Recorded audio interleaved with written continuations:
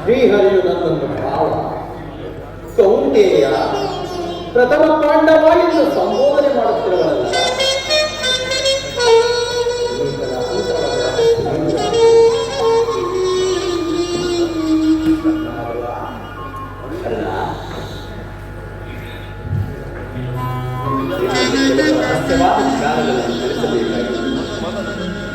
ಮಹಾಮಹಿಮನಾದ ನೀನು ಕುಲಹೀನನಾದ ನನ್ನಲ್ಲಿ ಬಿಡಬಹುದಾದ ಅಂತಹ ರಹಸ್ಯವಾದ ವಿಚಾರಗಳೇನು ಮಾತು ಕರ್ಣ, ಕುಲಹೀನರಲ್ಲಿ ಕಂಡು ಬರುವ ಗುಣಲಕ್ಷಣಗಳು ನಿನ್ನಲ್ಲಿರುವವೇ? ಯೋಚಿಸಿ ನೋಡು.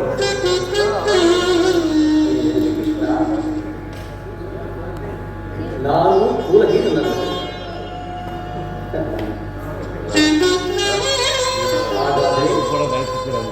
ನನ್ನ ಜನ್ಮ ರಹಸ್ಯ ದೇವ ಕರ್ಣ, ನೀನು ಸೂತನಲ್ಲ, ಶ್ರೇಷ್ಠವಾದ ಚಂದ್ರವಂಶವೇ ನಿನ್ನ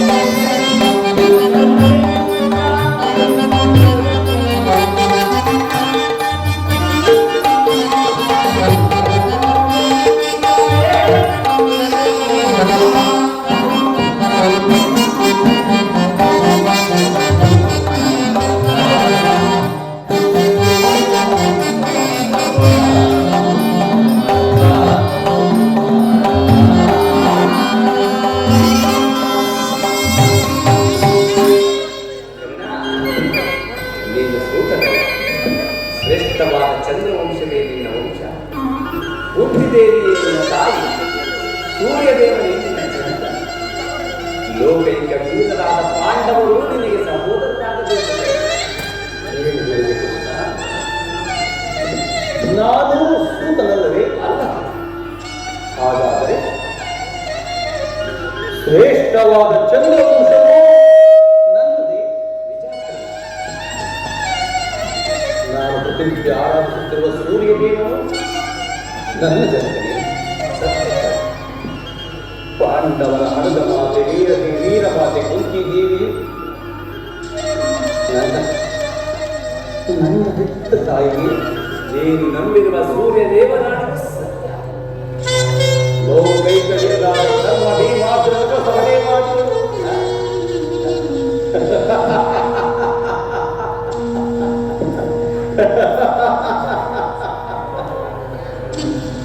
ತಾವು ಹೇಳುತ್ತಿರುವ ಮಾತುಗಳು ಬಹಳ ಆಶ್ಚರ್ಯಕರವಾಗಿವೆ.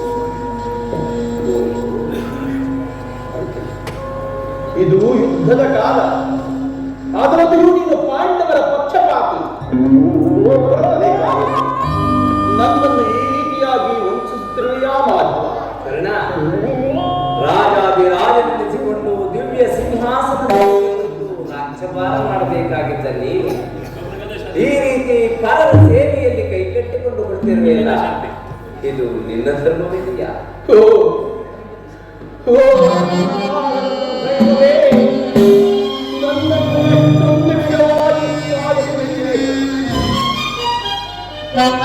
ದೇವಾ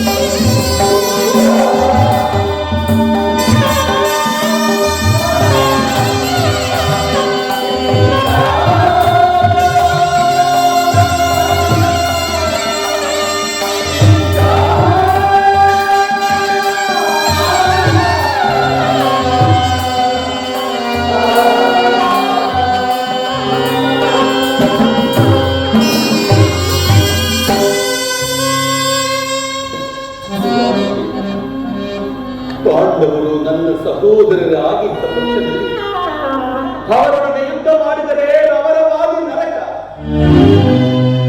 ನಂಬಿದ ಸ್ವಾಮಿಗೆ ದ್ರೋಹ ಮಾಡುವುದೆಂದು ಸಮರ ಮಹೋತ್ಸವದಲ್ಲಿ ಉತ್ಸಾಹವಂತನಾದ ನನಗೆ ಇಂತಹ ಕರ್ಣ, ನನ್ನ ಮಾತನ್ನು ಸತ್ಯವೆಂದು ಮಾಧವನ ಮಾತನ್ನು ಸತ್ಯವೆಂದು ನಮ್ಮ ಸಹಜವ ಆಧಾರಗಳು ಏಕಿಲ್ಲ. ನಿನ್ನ ತಾಯಿಯಾದ ಭೂಮಿದೇವಿಯು ನಾನು ಕನ್ನಿಕಾವಸ್ಥೆಯಲ್ಲಿದ್ದಾಗ ದುರ್ವಾಸ ಮಹಾಮುನಿಗಳಿಂದ 5 ಮಂತ್ರಗಳನ್ನು ಕಲಿಸಿ ಅವುಗಳು ಫಲಿಸುವುದೋ ಇಲ್ಲವೋ ಎಂದು ಮನದಲ್ಲಿ ಸಂಶಯಪಟ್ಟು ಅವುಗಳಲ್ಲಾದ ಸೂರ್ಯ ಮಂತ್ರವನ್ನು ಜಪಿಸಲು ಜಪಿಸಿದ್ದೇವೆ. ಕಾರಣ ಲೋಕಪವಾದಕ್ಕೆ ಹೆದರಿದ ನಿನ್ನ ತಾಯಿ ನಿನ್ನನ್ನು ಗಂಗಾ ನದಿಯಲ್ಲಿ ತೇರಿಬಿಟ್ಟಳು. ಮಾಧವ, ನಂತರ ನೀನು ಸೂತರಗಳಿಗೆ ಸಿಕ್ಕಿ ಅವರ ಪೋಷಣೆಯನ್ನು ಬೆಳೆದು ಈಗ ದುರ್ಯೋಧನ ಆಸ್ಥಾನದಲ್ಲಿ ಮಹಾ ಈಗಲೂ ಕಾರಣವಿಲ್ಲ. ನೀನು ನನ್ನ ಸಂಗಡವ ಕೌರವರನ್ನು ಪಾಂಡವರನ್ನು ನಿನ್ನ ಪಾದದ ಮೇಲೆ ಗೆಳೆದು ಅವರಿಂದಲೂ ಸಾಮಂತರಾಜರಿಂದಲೂ ಓಲೈಸಿಕೊಂಡು ದಿವ್ಯ ಸಿಂಹಾಸನದ ಮೇಲೆ ಕುಳಿತು ರಾಜ್ಯಭಾರ ಮಾಡಬೇಕು.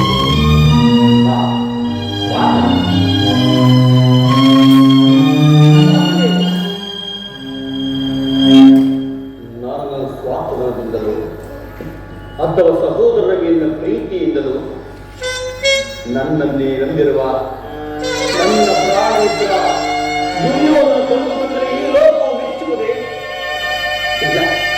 ಇಲ್ಲ, ಅದೆಂದಿಗೂ ಆಗತಕ್ಕದ್ದಲ್ಲ.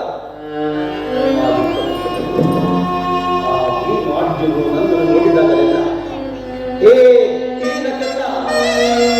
ನೀತ ಕಂಡ ಸೂತ ಕೋರ್ತವನೆ ಎಂದು ವಿಚಾರಿಸುತ್ತಲಿರುವಲ್ಲ, ನಾನು ಇಂಥ ವಿಚಾರ ಅವರಿಗೆ ತಿಳಿಯದೇವಾಗುವ ತಿಳಿಯದು. ನಿನ್ನ ತಾಯಿಯಾದ ಕುಂತಿದೇವಿಗೂ ಸಹೋದರರಾದ ಪಾಂಡವರಿಗೂ ನಿನ್ನ ವಿಚಾರವು ತಿಳಿಯದು. ನಿನ್ನ ತಾಯಿಯು ನಿನ್ನನ್ನು ನೋಡಿದಾಗಲೆಲ್ಲ ವಾಸುದೇವ, ಆ ಕರ್ಣ ನಾವು ಆತನನ್ನು ನೋಡಿದರೆ ನನ್ನ ಮನದಲ್ಲಿ ಮೊರಕು ಉಂಟಾಗುವುದು ನನ್ನನ್ನು ಪದೇ ಪದೇ ತಿಳಿಸುತ್ತಿದ್ದನು. ಈಗ ತಾನೇ ನಿನ್ನ ಜನ್ಮ ವೃತ್ತಾಂತವನ್ನು ಆಕೆಗೆ ತಿಳಿಸಿ ಬಂದಿರಬೇಕು. ಆಕೆಯು ನಿನ್ನನ್ನು ನೋಡಲು ಅತಿ ಸಂಭ್ರಮದಿಂದ ಗಮನದಲ್ಲಿ ಆಕೆಯನ್ನು ನೋಯಿಸಬೇಡ, ಮನಸ್ಸನ್ನು ಕರ್ಣ ಆಗಬಹುದು ಮಾತವ. ನಾನಿನ್ನ ಬಂದು ಬಹಳ ಬೇರೆ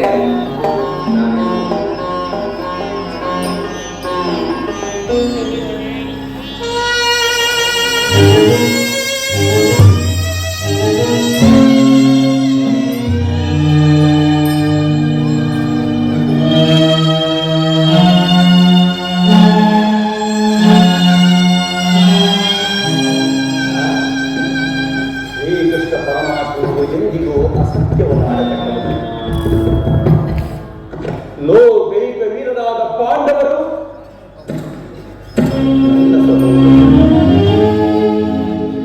ಸತ್ಯವೇ ಧರ್ಮವನ್ನು ನಂಬಿರುವ ಧರ್ಮರಾಯನು ನನ್ನ ಒಡಹುಟ್ಟಿದನು.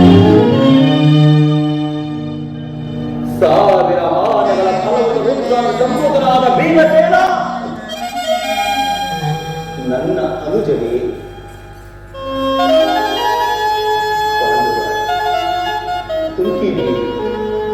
ಮಾದ್ರಿ ಹೇಳಿ ನನ್ನ ಜನರ ಜನಗಳೇ,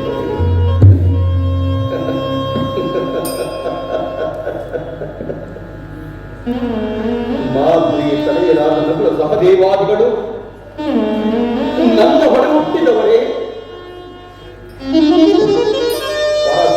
ಹೋರಾಡಿ ಪಾಶುಪತಾಸ್ತ್ರವನ್ನು ಪಡೆದು ದಶನಾಮಗಳಿಂದ ಕೂಡಿ ದಶ ದಿಕ್ಕುಗಳಲ್ಲಿ ನಿರಂತರ ಕೀರ್ತಿ ಧಾರಿಯಾಗಿ ಯಾವ ಯುದ್ಧಕ್ಕೆ ಬಿದ್ದರು. ಅಪಜಯವನ್ನೇ ಒಂದು ದಾರನ್ನ ಪರವಾಗಿ ಪಾರ್ಥ ನನ್ನ ಸಹೋದರನೇ.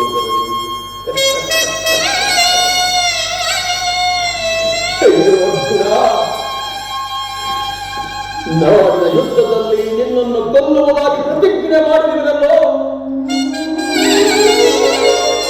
ನಿನ್ನ ಶಿರಸ್ಸು ಭೂಮಿಯ ಮೇಲೆ ಬಿತ್ತು ರಕ್ತದ ಹೊಡೆದಲ್ಲಿ ಕೊಚ್ಚಿಕೊಂಡು ಹೋಗುವುದನ್ನು ಈ ಪಾಪಿ ಕಣ್ಣುಗಳಿಂದ ಹೇಗೆ ನೋಡಲಿ?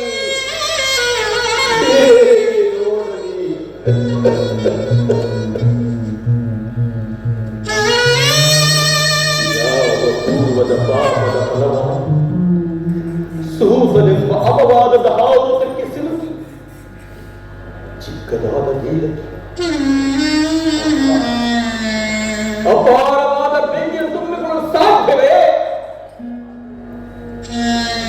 ಇದುವರೆಗೆ ಬಂಧು ಬಾಂಧವರು ಯಾರಿಂದಲೇ ಈ ವ್ಯತ್ಯಪಡಿಸಿದ್ದಾರೆ. ಈ ಬಂಧು ಬಾಂಧವರು ಇಂಥವರು ತಿಳಿದ ಬಳಿಕ ಎಂತಹ ಉಭಯ ಸಂಕಟ ಪ್ರಾಪ್ತವಾಯಿತು, ಎಂತಹ ಉಭಯ ಸಂಕಟ ಪ್ರಾಪ್ತವಾಯಿತು. ಅಯ್ಯೋ ಪಾಪಿಗಣ್ಣ,